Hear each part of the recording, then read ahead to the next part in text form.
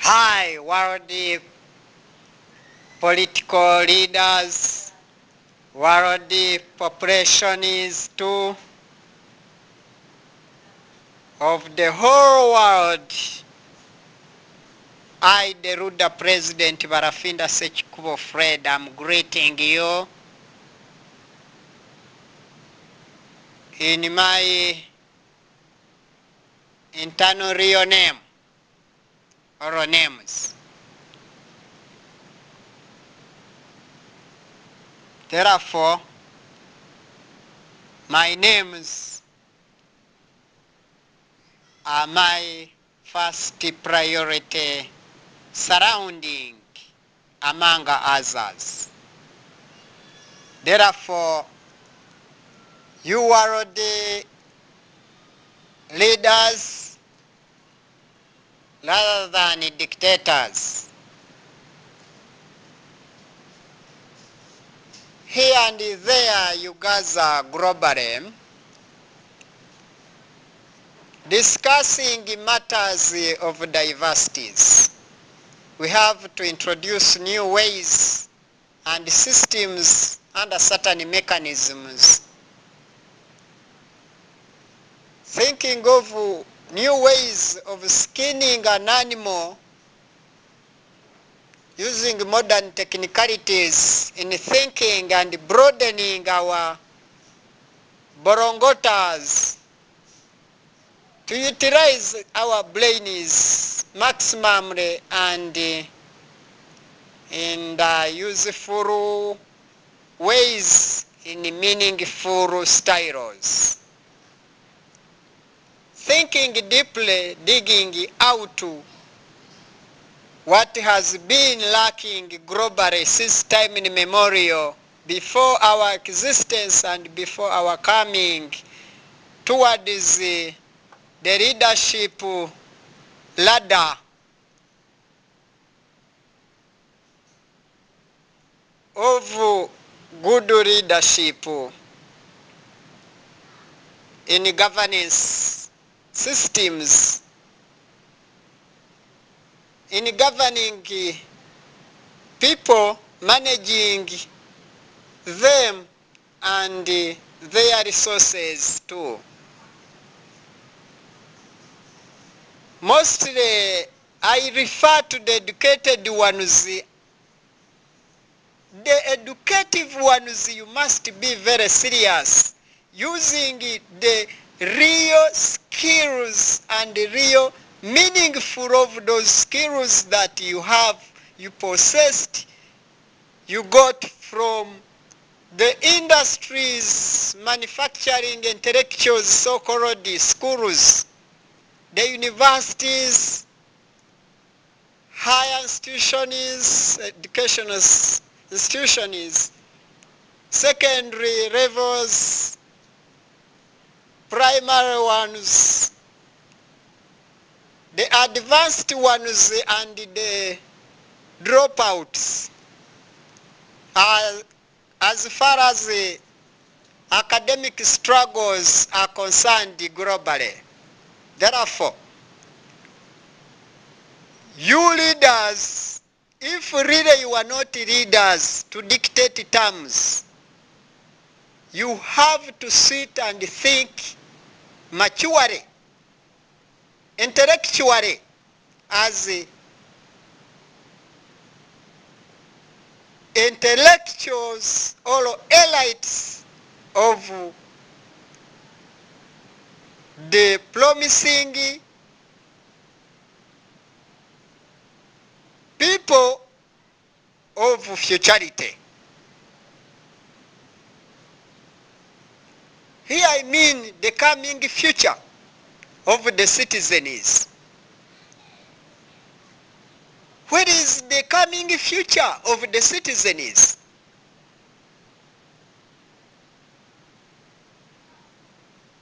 Even if I touch and flash around me, I don't see the future of the citizens. Is in total darkness, in the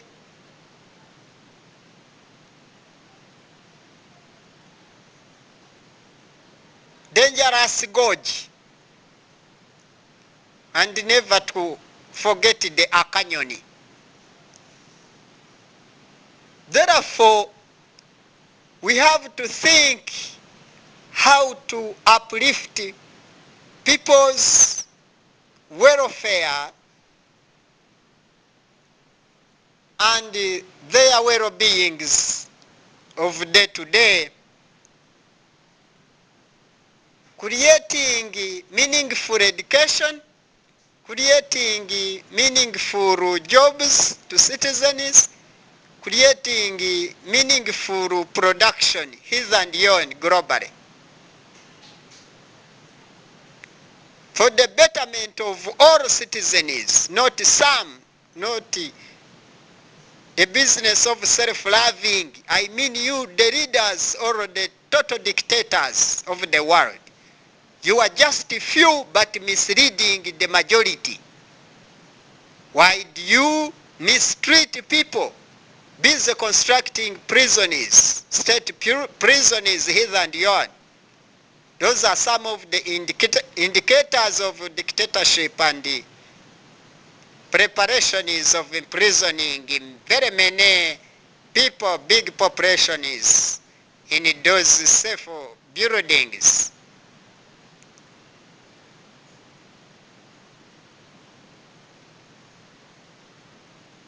Your plans are well known. That you want to make the world the very dangerous place to some other people. So you should not think of that plan. And its plan action must be disqualified by God in top gear. In failure of doing the positive one you are supposed to do and decide to choose for the poor citizens, your poor production and performance, very dreadful, very dangerous. You are preparing the citizens of the state or region of or continent or of the world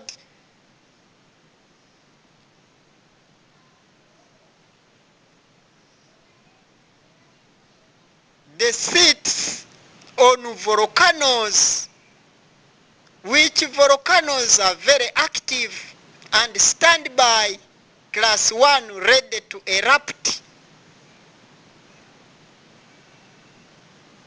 against these citizens, the world population is.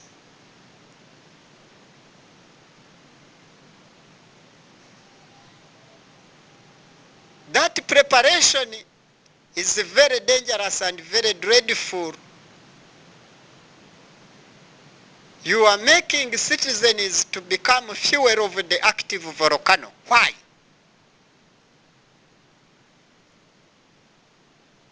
You remove all land taxations so that people can be well liberated on their golden free land being given by God. You never invested your money there and say that you are aiming at bringing back your invested money. It is a free asset like oxygen, like sun. Here I mean sunshine, rainfall, winds, to mention but a few. Land is also a free given asset to all citizens, the poor ones and the richer ones, all sexes. So our lands must not be taxed whatsoever.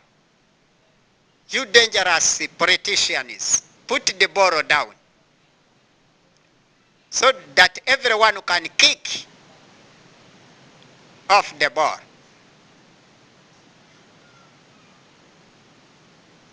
That ball is for all, not for some.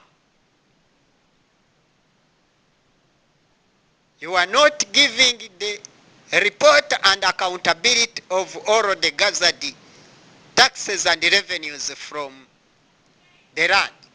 So you are preparing the cases that the citizen is inferior to raise up those taxes and revenues from their lands. They will have to lose their lands and be sold, and you continue gathering huge cash, you the dictators. You are also lying yourselves, deceiving yourselves. You are also sitting on deadly and dreadful, dangerous volcanoes which are very ready and about to erupt with you, to erupt against you. And their magma will flow with you until you become lava. God shall not save you from that dangerous business upon my world citizens. But basing here in Rwanda, what is taking place here in 24/7 is very watchful. So you must be very attentive to God's plan and God's assets. These are free assets being given to citizens freely in order to have total freedoms in their utilization. Don't tax their buildings and their land, so that the businesses or investments under those ceiling boards can be also cheap to the poor ones. But if you tax land and you tax the buildings, then you tax the internal businesses, shops and whatever, then you are making the price of those commodities, I mean goods and services, to be very expensive to the poor ones. Moreover, they don't have below the house. Here I mean they have nothing like a garden to get, or certain cultivatable land to get what to feed themselves and to feed their younger ones. People are dying of poverty, hunger, famines building mountains and mountains among the poor societies, poor families. They are dying everywhere, every day, every morning, every moment. And you end up selling them limbo, tombos, graves. People are dying in a big number because of very many factors, man-made factors, dreadful ones. To finish up, my citizens, I, Barafinda Sechbo Fred, the senior politician with the total seniority, I'm coming to seize you from performing badly in the lineage of animosity. Your animosity activities are very dreadful, and God is very annoyed of you and your activities. They are satanic activities. Love others as you love yourselves. If you hate others, you are also hating yourselves and hating your families too. The cursing after yourself will have to make the continuity upon your children and grandchildren too. Respect God and his people. In failure to do that, you are going to face it roughly. In the broad daytime, here I mean the dictators of this world. So we need to be liberated by God himself, by his power, because God is very powerful. You have proved that you are very weak, you the rulers, political rulers of these days. You are not doing what you are supposed to do, but you go beyond man's limits. You go beyond man's understandings, beyond man's IQ. Bityo rero twifuza ko abantu baba mu isi ituje itekanye kuri bose kandi muri byose kandi bihe byose, ku bakuru n'abakiri bato ibitsina byombi, n'abazavuka bakazavukira ahantu heza. Bityo rero mwabanyapolitike mwe, banyapolitiki bazuzubya abantu, bazuzubya abaturage, aho kububakira amashuri menshi, amavuriro menshi, amasoko yo guhahiramo, bibe amasoko y'amasoko koko, masoko nyamasoko arimo byose, arimo umusaruro w'ingeri zitandukanye. Ahubwo mukarema ibintagazi by'amagereza hariya mutsindagiramo abantu. Iyo ni imbonezarubyaro mwazanye, ntimuzane imbonezarubyaro y'ako kageni. Kirazira, kikaziririzwa, kikazira, kikaba ari n'ingeso mbi cyane, mico mibi ituruka kuri Satani, ituruka ku Uwiteka. Mwagiye mu ishuri kwiga, mu minuze mu gutekereza neza kijyambere byihuse. Mwarangiza mwe mukaryoherwa hano ku isi kuko mwavutse, mukabuza abandi ko bavuka, ngo nimbonezarubyaro. Mwe banyapolitike mwe, mwongere mutekereze neza cyane. Think twice and rethink twicely or thrice.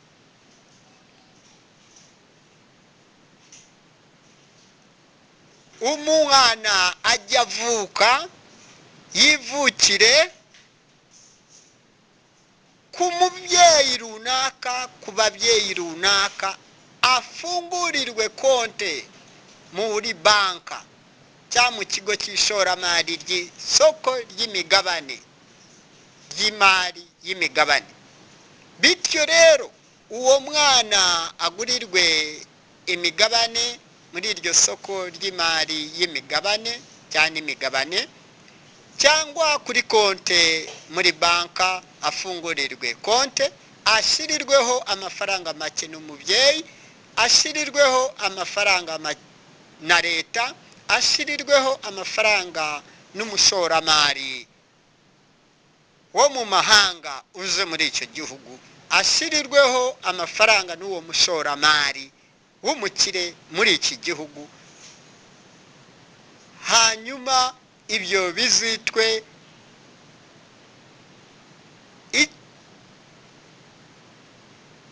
iteganyabukungu ry'abana b'abanyarwanda bazavuka n'abavutse tusigasira n'abariho none abazabaho bakazavuga koko twari dufite ababyeyi ababyeyi bakuru ntibari ababyeyi gito ntibabuzaga urubyaro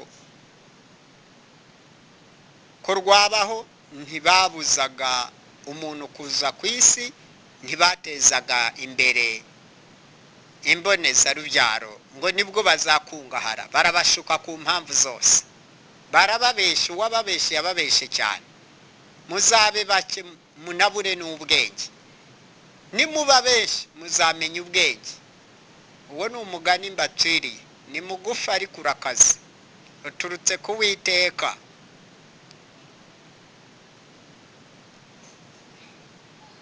uzabatera azabatera we aje mu mubare munini mwe muri bake abakureho ahasigarane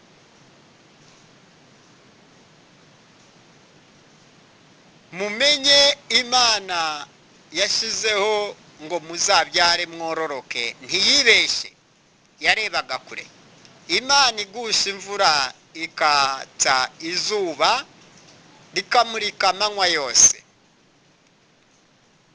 Imana ikazana imiyaga imbeho utayirengagije n'ubushuhe amazi y'amasoko apupfunyuka mu butaka no mu misozi utayirengagije n'imvura muri rusange Imana irinda umuntu ibibi ikamurinda agarinda kura akisazira Imana yaremye ibifite ubuzima n'ibitagira ubuzima Imana yaremye ibikambakamba n'ibigenda byemye ntiyibeshe cyane nta nubwo yibeshe na buhoro Imana ntiyigeze yibesha haba mwe banyapolitike mwe bategetse muvemo abayobozi beza bashobora kuyobora ibintu byose mu buryo bukwiriye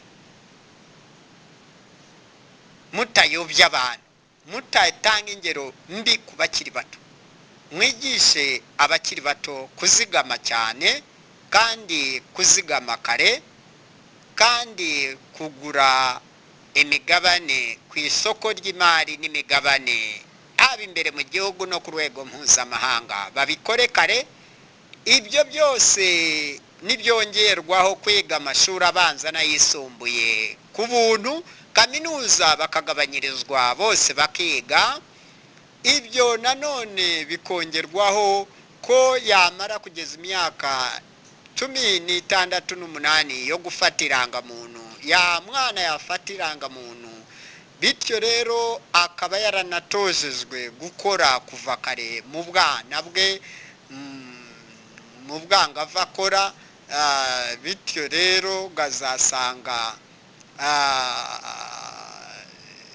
afite ubunararibonye mu gukora imirimo y'amaboko niyo mu bwonko n'indi yose aganisha mu kuvumbura noneho ayo mafaranga yazigamiwe akazayashoramo iyo mari akagura imishinga haba ku butaka haba no mu bwonko akaguka akavamo umushoramari ashingiye ku bitekerezo byiza by'akataraboneka bityo rero ibyo bizatuma ubuhanga butera imbere n'ikoranabuhanga ubumenyi utabwirengagije ibyo bizitwa imbaturabukungu y'abanyarwanda abanyafurika n'isi yose bityo rero bizaba ari ku neza ya bose y'abariho n'abazabaho nubwo ababayeho batigeze babona demokarasi yihuse izanywe n'abaruda ariko twe abaruda turavuga tuti umwana ushaka kuza kuri iyi si azavuke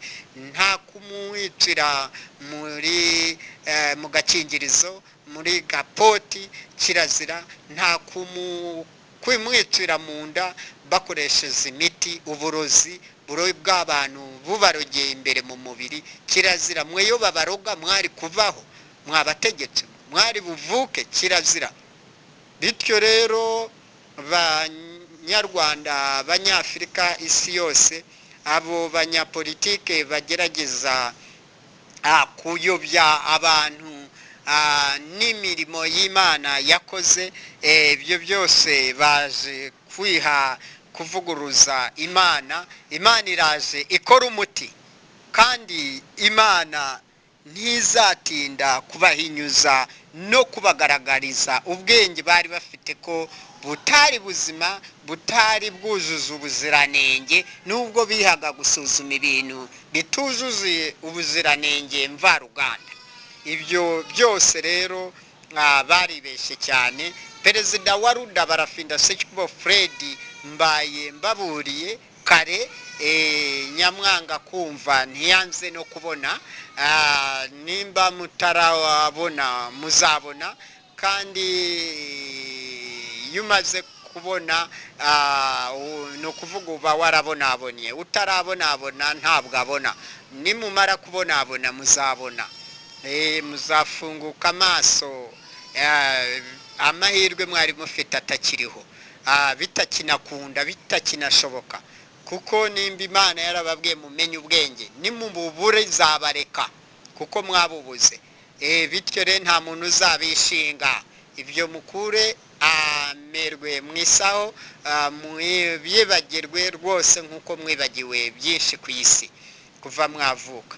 Bityo rero umunyapolitike mwiza agomba kuba yuzuza ubuziranenge mu mitekerereze myiza, atekereza ibyagirira bose umumaro, kano kanya n'ejo hazaza, n'ejo bundi buriya, n'ibihe byose bizaza imbere. Akazava kuri iyi si umuntu ari mu munezero w'Uwiteka, apana umunezero wo ku isi barara mu bintagazi bidafite umumaro, ngo ni viziyo itatuma abantu bashira uturaso ku mubiri, ngo umuntu akore, atozwe gukora akiri muto, yikorere, yizigamire, ateganye na pansiyo ya zabukuru bwe.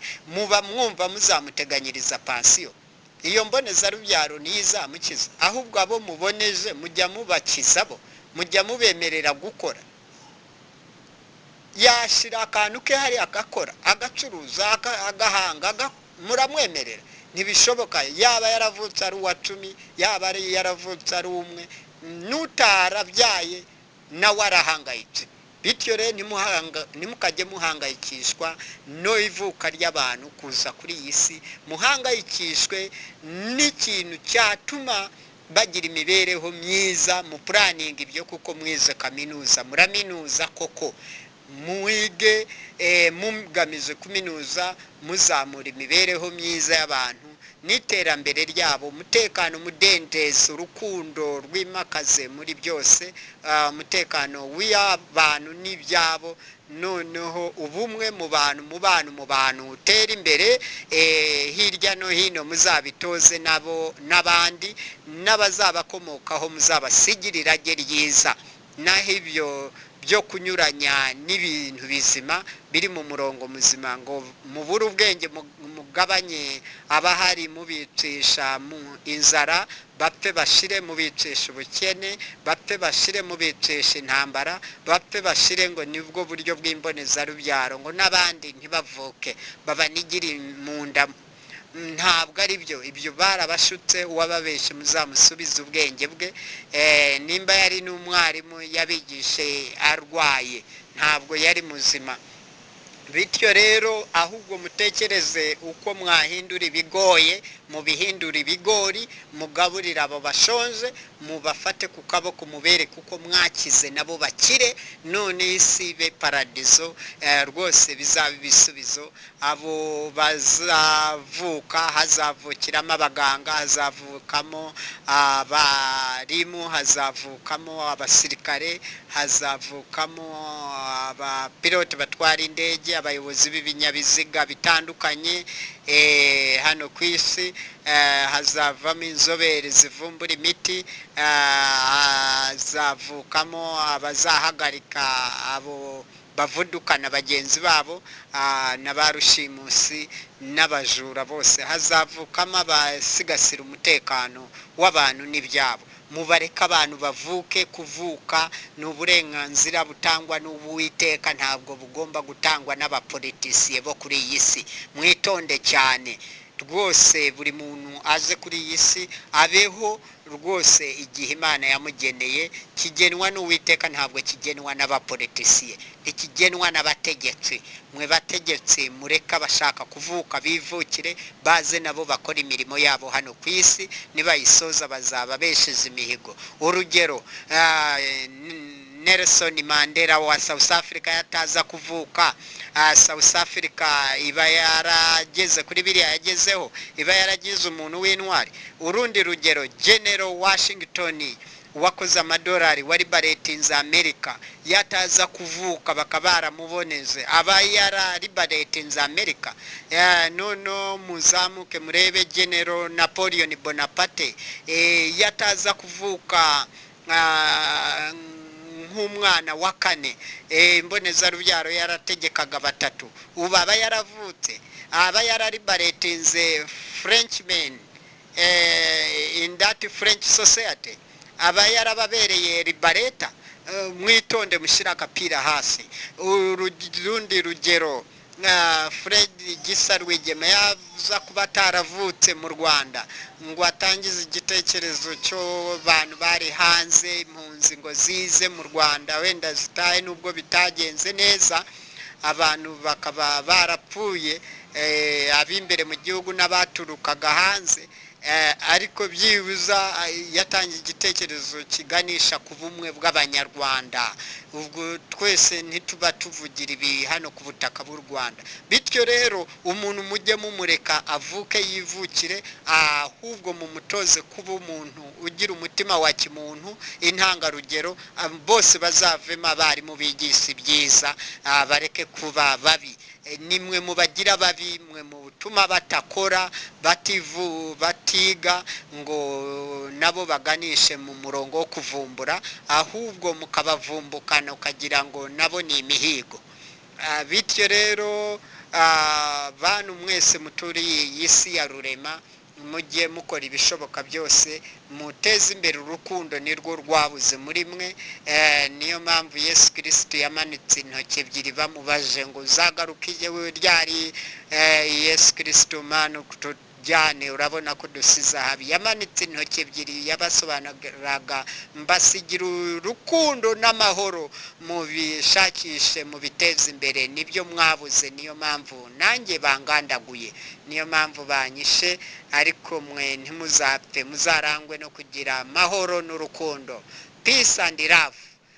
Rero mwababoneza urubyaro mu bagenzi banyu, mufite amahoro kweri?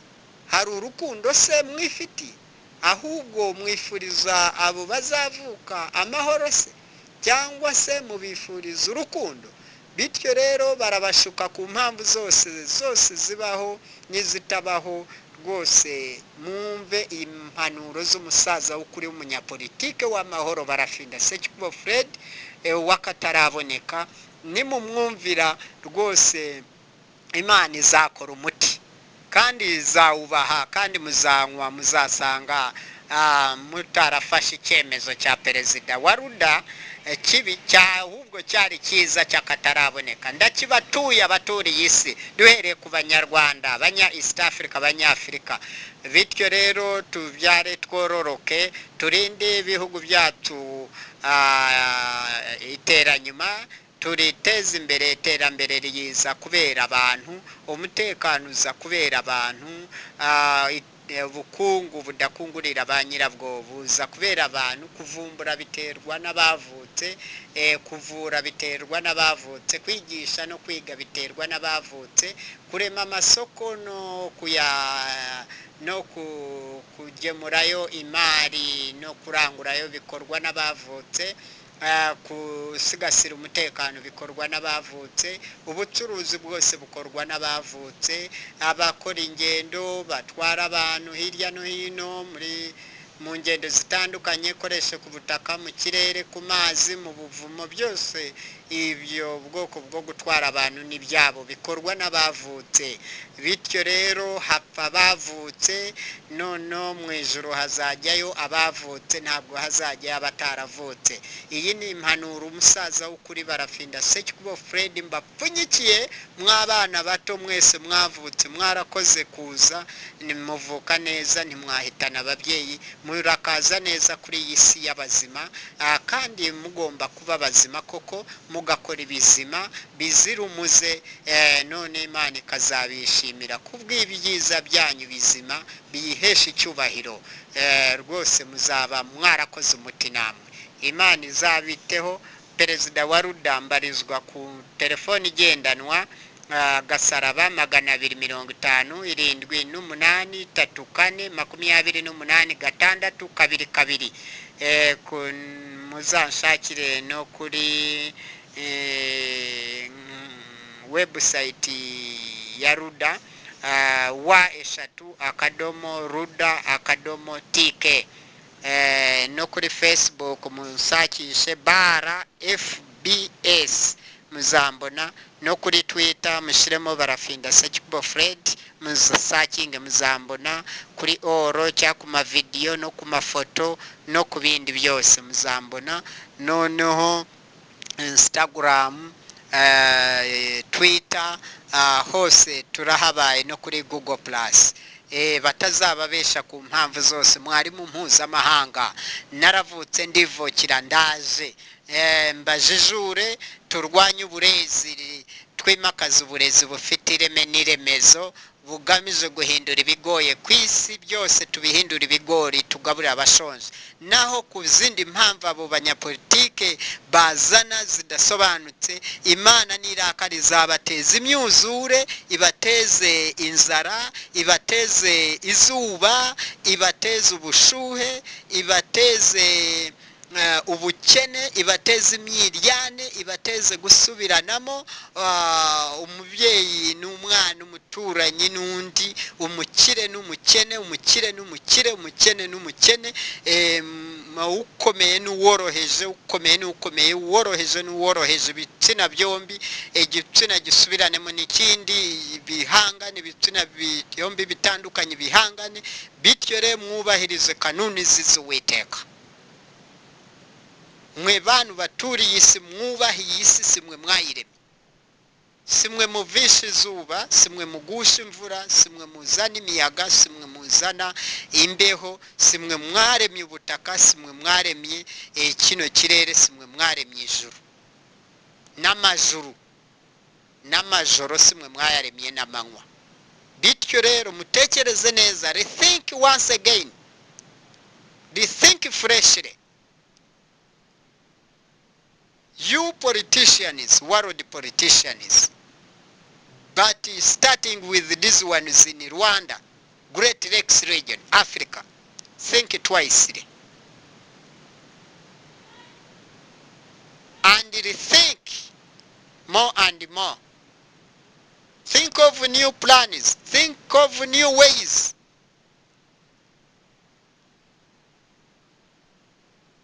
When you add ABCD to ABCD, what do you get? Or you get peace, you get love, you get unity, you get total democracy, the quickest democracy. Your revolutionary ideas must be in the lineage of God's wishes, not man's wishes, not capitalist wishes, but godly wish. Mwe bakire mwitonde cyane, mureke kuyobya abakene, mureke kuyobya abakristo. Umukristo n'uwakijijwe mu kugira nabi, kutitsa umuntu ubukijijwe, kutariganya umuntu ubukijijwe, ububaye umukristo mwese. Kudahohotera, kutubaka gereza wubakira abantu, ububaye umukristo mwiza. Kutiba, ububaye umukristo mwiza. Kudakora amarorerwa ya nariya, ububaye umukristo mwiza. ubukizizwe imana izakweza izakwakira mu bayo ukiri kuri iyi si uvuka izakwakira inkomoko y'icyaha y'umubyeyi wawe ntacyo uzaba ufite nawe ubwawe izakwakira kubw'iyo mpamvu mwana muto uvutse nawe umubyaye uzabe warifashe neza wariyakiriye neza ureke gufata ibyaha ubirage n'umwana wawe uri mu nda none navuka nawe avuke ari sina umucumuzi hakeneye kuvuka liberators of people havuka abacunguzi b'abantu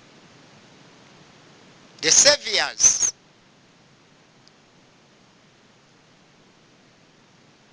not the confused confusers murajijisha bagenzi banyu bw'abanyapolitike mwe mushaka kwigwizaho ibintu by'igihe gitoya bitarambye mupfe mwenyine mwiyahure mwenyine ariko mureke guhitana bagenzi banyu mwihitana abataravuka bashaka kuza kuri iyi si munsi y'iri zuba bareba isi bayibemo bese imihigo y'Imana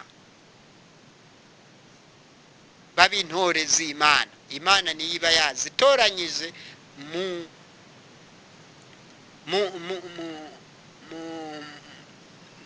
mu nsoro nyinshi cyane ni ukuvuga umwana ava ari buvuke yivukiye Imana yaramuteguye akiri urusoro azavemo umuntu mukuru yaramuhaye misiyo ubutumwa azasohoza hano kuri iyi si aho yuzuze Yesu imihigo ibyo yatumwe kuri iyi si mwaba mubizi mwabanyapolitike mushaka kuboneza uwo mwana urubyaro ngo muboneze urubyaro murabizi ubutumwa Imana yatumye avuka ngo aze kuri iyi si murabizi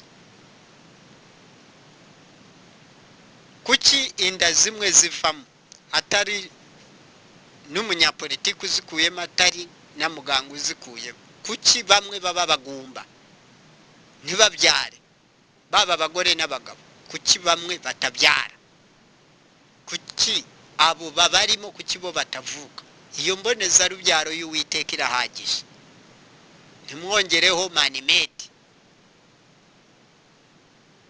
incurano ya muntu